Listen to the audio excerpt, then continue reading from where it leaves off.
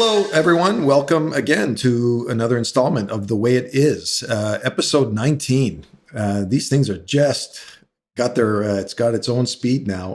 I have to admit, though, I'm starting to enjoy this podcasting thing. And one of the reasons I'm starting to enjoy it and enjoying it is because I get to have and spend time with these wonderful guests. And today we are going to be joined by Evan Mitchell, who is the music director of the Kingston Symphony Orchestra. And for those of you that may know, I am the chair of the board for the Kingston Symphony Association. So I've gotten to know Evan over the last handful of years, I guess, and we've worked together in that facet. So welcome, Evan.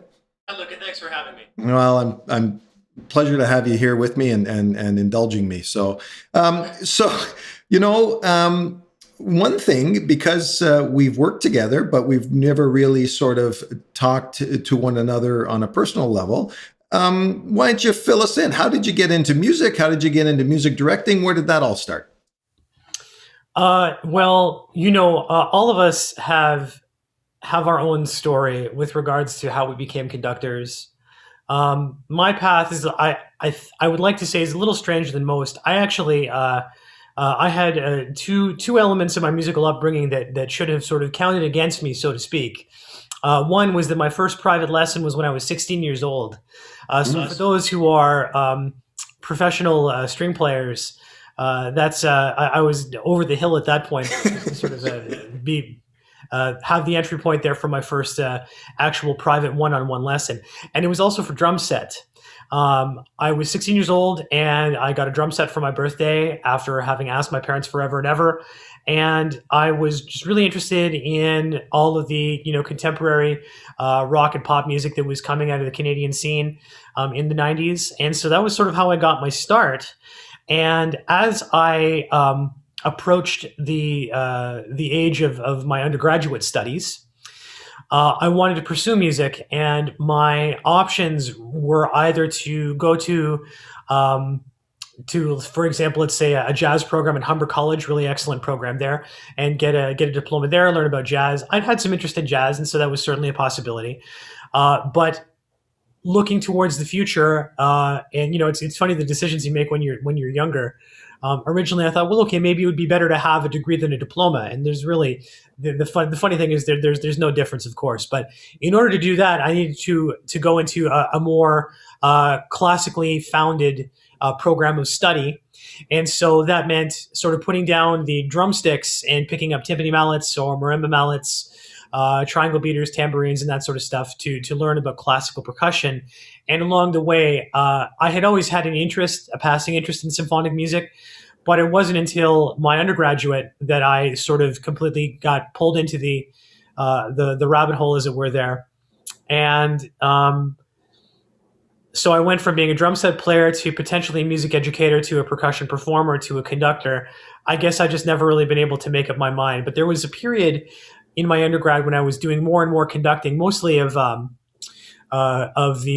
pieces of the student composers. I sort of became the go-to person to be the conductor for whenever a student composer was having a piece performed or required a conductor, sort of a larger ensemble. There was the head of orchestral studies there, Paul Pulford, wonderful musician, cellist, beautiful person. He said, you have an aptitude for this. You should really consider, if you enjoy it, take some more instruction. And so I took every conducting course that I could in my undergraduate. And then when it came time to do my master's, I went to U of T for conducting, studied with Rafi Armenian. And then I've sort of embarked upon a professional career ever since, through a stint as assistant conductor in the Vancouver Symphony Orchestra and assistant conductor as the Kitchener's Waterloo Symphony Orchestra. And then I came I dovetailed actually in my last year with the Kitchener Waterloo Symphony Orchestra as assistant conductor. That was when the Kingston job posting came up, and I was able to go from one to the other pretty much immediately. Wow. Now, you alluded to being a string player. What did you play? What instrument was your instrument? Okay, well, so I never was a string player myself. Okay. I often refer to myself as a failed cellist. Okay. In my high school years, I did take a couple of courses on cello, no private lessons. I was really terrible. And it was the sort of thing that becomes a sort of a material for some jokes for particularly for the cello section. They've probably all gotten tired of me referring to myself as a failed cellist, but it was certainly a wonderful experience, and that did come hand in hand with my increasing appreciation of symphonic music throughout my high school years. So, for those that will watch this and listen to it, and any young aspiring conductors that may be out there, you need an undergraduate degree in music, presumably first, and then do you have to go into a conductor sort of direction, or does that happen during the undergrad program as well now? Well, if you're looking at things from a scholastic perspective, from an academic perspective, there are plenty of conductors that I would say, and I'm making a gross sweeping generalization, that the two paths, as it were, would be to get that academic founding either through a university program or through a conservatory, an equivalent conservatory program. Over the course of your first undergraduate studies, there's no such thing, as far as I know, as an undergraduate degree in conducting. You can sort of have, perhaps depending on the program, a major or a direction towards, but it's really with master's degrees, doctoral degrees, in which sort of the academic aspect of conducting really becomes the focus, if that's sort of where you want to point yourself. So you would do that, and then quite often, if you're interested in becoming a symphonic conductor, for example, then a common route is the route that I ended up taking, which is to find assistant conductorships, resident conductorships. It's sort of the equivalent of a residency for medical students or articling for lawyers, Wow. in which you get the professional experience with a professional ensemble. It's actually usually an overwhelming time. You don't get much sleep. You don't have much of a life. When I was with the Vancouver Symphony Orchestra, I think in my 3 years there, I definitely did over 100 concerts. And it was absolutely bonkers. I remember actually one stretch in which there was 2 weeks. It was 14 days. And I think it was 6 different programs in 14 days. That was sort of at the peak of the insanity of it. And I remember giving my friend, who is the production manager of the symphony, I gave him the power adapter to my Xbox, and I said, "You can give this back to me in 2 weeks. I can have no distractions. I just have to I have to fill my brain with scores and such." So that's one way to be able to sort of catch the eye of and stand out when you are then answering a call for music director search for, say, the Kingston Symphony Orchestra. The other way, which is sort of more of an operatic way, is to learn through being in the pit, to be a coach, to be a repetiteur for the singers, and then to play the recitatives or play the piano parts in the great opera houses. And then you can learn and study from the great operatic conductors. And then if you have those aspirations, that's one way that you can sort of come up through that way. Again, a very gross generalization, but those I would say are probably the two most popular paths, as it were. Mm-hmm. It's a very strange profession. But on the other hand, it's kind of hard to fall into. And so, I would say typically those are the ways in which one would aim to be a conductor. Now, I know just in our brief experiences together, you've always impressed me with, the knowledge you have and the width and breadth of your musical knowledge in terms of, because, again, you're part of the program planning in terms of what the symphony is going to play for that specific season. Last year, pre-pandemic, we tried to get through all of the Beethoven symphonies. And so, that's just acquired knowledge, I guess, on the go, or do you keep that all in your head now? How do you come to know all of those things? Well, let me frame it this way. During my undergrad years, which were at Wilfrid Laurier University in Waterloo, which is also the city that I grew up in, it's a very fine music school, and it's one that had what I consider to be a very solid foundation in the academic aspects of music. And so that meant I had a very robust immersion in music history, in music theory, in performance practice, in musical skills, of foundational, fundamental stuff, sight reading, etc. So when you have a music course in your high school years, you get a little taste of everything. Primarily, it's a matter of playing your instrument in the ensemble if you're taking band or strings or orchestra courses or whatever. But you get a little bit of theory here, a little bit of music theory here, a little bit of music history there. Primarily, you're playing. And I would say that that's also, generally speaking, the conservatorial approach, is that in conservatories, there is, in general, more of a focus on playing your instrument and honing your craft in that specific regard. My undergraduate program, and this would be the same for U of T, it would be the same for UBC, McGill, et cetera, all of these schools, is that you take all those individual aspects that you got a taste of in your high school years, and they become their own focused course. So you would have 3 or 4 hours a week in music history courses, surveys. You would first go through harmonic theory, and then later on, as you sort of went through a 4-year undergraduate program, you'd go on to structural analysis and repertoire courses. Lots of playing, obviously, your own private lessons, playing in ensembles. So one of the things that drove me crazy, the way that Laurier handled this, is that a full course load in a semester was what they considered to be 2.5 credits, which is essentially 5 courses. Most courses were considered to be a half credit. In the music school, many of these courses that were still 3-4 hours a week were considered to be quarter credits. So you were taking what was on the face an absurd amount of just hours in a desk of courses for the same course load that I remember taking the Business 111 course, which was essentially 2 lectures a week, sitting in an amphitheater with 1,000 other students and someone reading PowerPoint slides, and there were, I think, 2 tests and a midterm and a final, and that was the course. And the PowerPoints themselves essentially ended up being, not to slander anyone who was teaching a business course, but this particular one happened to be something that I very much could have learned from reading the textbook myself. And it seemed to be very little work. No lab was involved, and that was a half credit. And here I was busting my tail for 8:30 a.m. doing sight reading classes 3 times a week. And it was, the same equivalent amount of work, much more active, much more of a small class size, and infinitely more written assignments, and virtually not daily, because we did it 3 times a week, but in every class, I probably would have been called upon to sight sing a rhythm or clap a rhythm or do a 2-part rhythm or these sorts of things.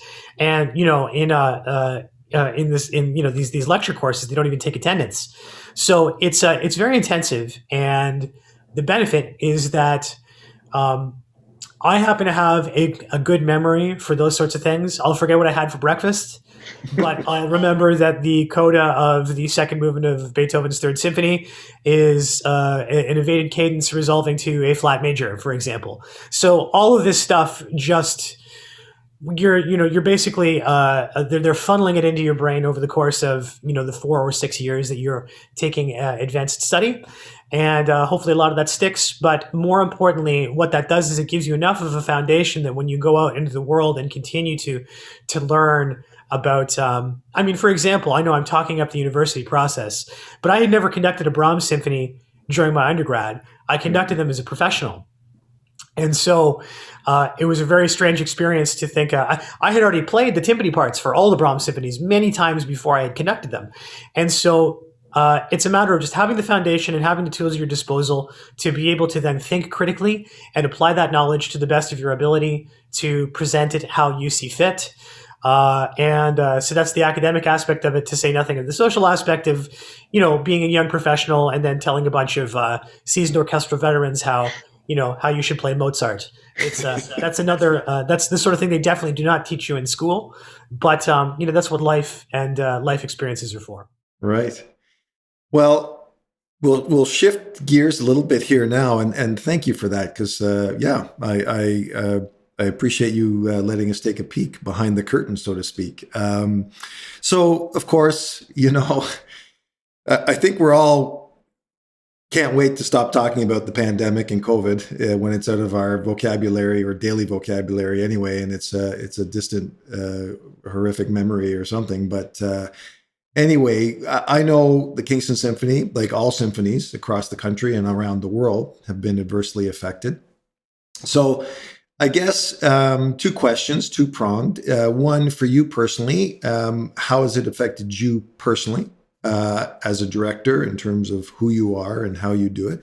And then I guess give us some insight too, because you deal directly with the musicians of the Kingston Symphony Orchestra, how that's affected them and musicians in a more sort of broader sense, I guess. So. Okay, that's an interesting question. So let's start with pre-pandemic, just as a point of reference. I learned an awful lot from the nature of leadership from my parents. And one of the lessons that I learned, I even actually mentioned this in my bio. There was musicians' bios are often this exercise of just sounding extremely, like exponentially more important and more, more of a big deal than you are. Someone pointed this out randomly on a Facebook post, and it happened to really tweak my thought process. And so the bio that I use for the Kingston Symphony is a very unconventional one, in which it's less about the accomplishments that I've had and more about personal philosophy. And I mentioned in that bio that I learned an awful lot about leadership from my parents, and that I think that sincerity is a very important aspect to have, no matter what angle you choose to approach the task of leading a group of a person or a group of people, no matter how big or small that is. And so for me, my style of music making is one that is very collegial. If we take a look at one single two-dimensional scale, on the one hand, you've got collegial music making. On the other hand, you have autocratic music making. Mm-hmm. And I'm not bashing the sort of the stereotypical music director. It is less and less of a prevalent attitude, because there's just, there's things you could get away with in the 1950s that you can't get away with now. But that said, there are a lot of people who you're expected to be up there and to know the music better than everybody else in front of you. And so however that manifests itself, it can manifest itself in you showcasing your knowledge and then empowering the musicians to do their best. That's the approach that I take. Then there are those who say, I have this very clear vision and I'm exacting about how I want it to sound, and I will direct you at every opportunity. And I'm not bashing that. There are advantages and disadvantages to both of those aspects, and everyone, it's also not one or the other. There's, there can be a middle ground. It's a sliding scale. I'm more on the side of the collegial music making and the empowering side. The disadvantage to that is that sometimes the larger personalities, shall we say, will attempt to step on your rehearsals, so to speak. They'll insert themselves in the process. Assume directorial control where it is not asked for, invited, or appropriate. Now, the way that I personally deal with that, and I don't want to give away too much, is I just have a couple of Jedi mind tricks, shall we say, that allow some of those people to come to the conclusion that I want, but can convince themselves that it was their own thought process. It's very useful. It's been a long time learning how that works. It's not 100% accurate, or it doesn't work all the time, but that's what you have. If you're more of a controlling director, then what happens is you are often very much respected and you can have great musical results, but you can feel distant from the musicians, and sometimes the musicians don't feel very empowered. And from my perspective, there are lots of times in which I am clearly communicating to the orchestra that I am not beating time into their face, telling them where they should be. I'm allowing them to just play. And when I know that they have made that connection, that that's not only what I am allowing them to do, but what I want them to do, and I'm signaling to them that that's the case, the result is almost universally the best possible musical outcome in scenarios where you can do that. Can't always do that, but where you can, that's something that in my philosophy, you should always do. Yeah. So that was how I led. That was my leadership philosophy before the pandemic, and we're all tired of saying things like reimagining and unprecedented, and but to be fair to the world, there are absolutely elements of what this pandemic has done and what it has forced us to do in terms of the way that we relate to each other that nobody can prepare for, nobody could have anticipated, and because it's a matter of humanity. The strange thing about this one is that one of the most solidly referenced aspects of dealing with this illness, with this virus, is that you have to keep physical distance. That was one of the very first directions. It's one that's remained constant ever since we sort of had any kind of scientific consensus. And so what that does is it robs us of an element of humanity. Never mind music making, just the inability to be able to touch someone, to put a hand on the shoulder, to give a hug, to even just be close. I recently just did a concert with the Kitchener-Waterloo Symphony Orchestra that was done under unbelievably well-produced safety restrictions.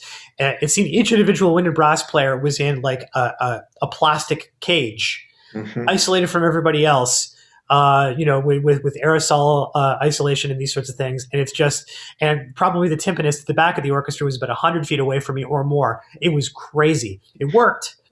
And it's a real testament to their ingenuity and their investment. But, it was a very strange sort of thing. Anyway, this was a concert with Whitehorse, who were a folk rock duo. I guess you're familiar with them, Luke Doucette and Melissa McClellan. Very fine artists. Now, they're married, so they can be close to each other. So when I was checking out their sound check, they had this one microphone for one of their numbers, and Luke was here, and Melissa was here, and they were facing each other with their mouths inches from each other, singing into the same microphone. Now, 2 years ago, this was not an uncommon sight.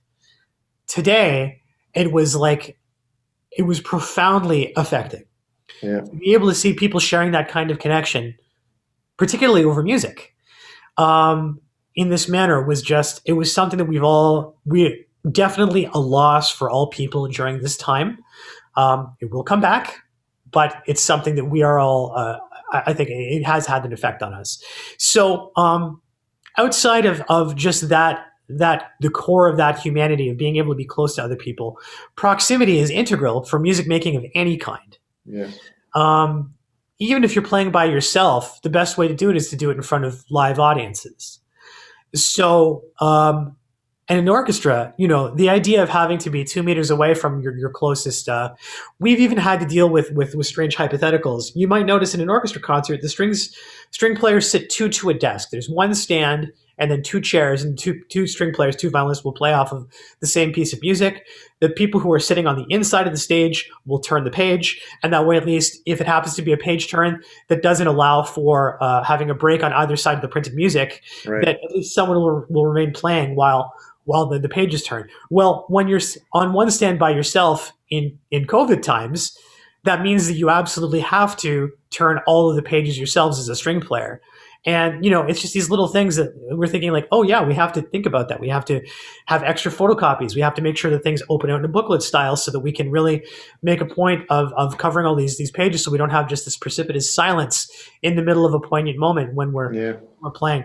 But, so all of us all of us who are artists, all of us who are symphonic musicians, none of us are doing it for the money. We all feel like it's a calling. And I feel safe in saying that. And so it's been a very emotional thing for us to have missed out on all of this. Our first project with the Kingston Symphony doing an isolated video, that is to say, where everyone records their own particular part of a piece of music in isolation, and then it's put together digitally in the post-production method. Even that, when things were shut down, it was March the 12th. We essentially, from that point onward, we no longer had a season at the Kingston Symphony. We decided to do a project, which was actually quite I can't believe that, if I could go back in time, I'd be like, you're a crazy person. But we did the largest, I think, which remains the largest isolated project to date of all of them that I've seen. And I look around quite a bit. The finale of Beethoven's Third Symphony. And it's about 12 minutes worth of music. And when people were preparing that, I got a lot of texts from the musicians in the orchestra saying, I ruined my take because I was crying. And that was April. That was possibly that was the middle of April. So it had been a month. And now we're aching. We feel as though something fundamental has been gone. So for me, to circle back to the notion of this leadership question, I hope you don't find this has been a tangent. It's actually very important as far as I'm concerned, background information. No. Having the players do meaningful things, videos about what they're doing during the pandemic, about what their home life is like, giving insight for people who might not be aware, who might see Emily Cavers, our third horn. They see her on stage, but they don't really know a lot about her. We have a wonderful video about her explaining what her life has been during the pandemic and what she's been into, and her background as an English teacher and her love of Shakespeare and paddleboarding and these sorts of stand-up paddling and these sorts of things. She also has a lovely dog I wasn't aware of. These are all the elements of just reconstructing humanity how we can. We've done a lot of video projects. We've done a lot of small ensemble concerts that can unfortunately only involve a few players at a time, but they've been very meaningful for both the players and for the organization and for audiences. And the videos, we've always, we had the advantage, and it has been an advantage, of having done a rebranding exercise right as the pandemic started. And one of the great pieces of advice that we got from BM Dodo, the wonderful folks who are our marketing and rebranding experts, they suggested, like, whatever you do, try and have it be a vector towards the future. And in the beginning, everyone was just desperate to do something to remain relevant. We've never done just that. We've always, doing the Eroica, was the Beethoven's Third Symphony, was to be a philosophical alternative to the remainder of the Beethoven that we had hoped to do for the season. The brand new orchestral commissions that we've done in isolation were meant to be a celebration of the commissions that we had hoped to do for the COVID season that we weren't able to do. So it was an alternative. In the very early days, the first thing I knew that I wanted to do when I was actually marooned in a hotel in Calgary, that's what happened during March the 12th of last year, nearly just 1 year ago to date. I knew I wanted to do something for children because I thought this is going to be terrible for the state of music education. And so that's how Harmon in Space was born, and which has had an enormous impact on educational mandates for school boards across the country and beyond. I get messages all the time. The reach of the digital sphere really can be quite remarkable. So I think the most important thing is to just work your tail off and know that 90% of it is going to be it's going to feel like it's for nothing, but it's not for nothing. And to just engage everyone and keep everyone positive so that when we are able to return to what we consider to be the traditional live concert experience, that it hasn't been too long that we've lost people, that we've lost audience members. This is going to be an extinction level event for many arts organizations. It won't be for us.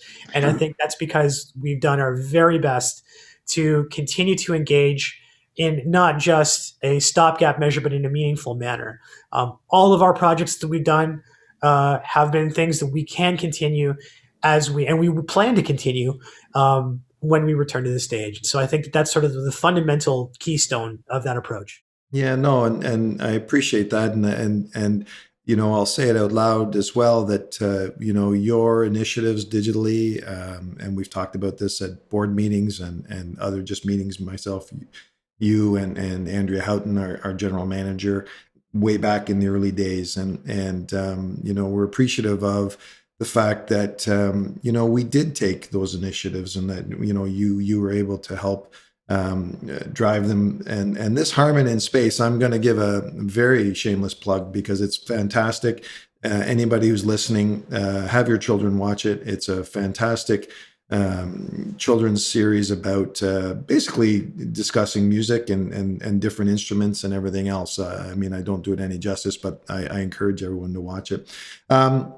So before we get too long into this, I guess I might try to wrap this up and not put you on the spot, but put you on the spot a little bit. But you alluded to playing in Vancouver, in Kitchener-Waterloo, and now you've had the benefit of playing at the Isabel Centre, which we're told is in this region probably one of the premier event centers or venues to hear orchestral music and hear symphonic music. So I'd like to hear it from you. And given your history and experiences, where do you rate that, or how do you find it?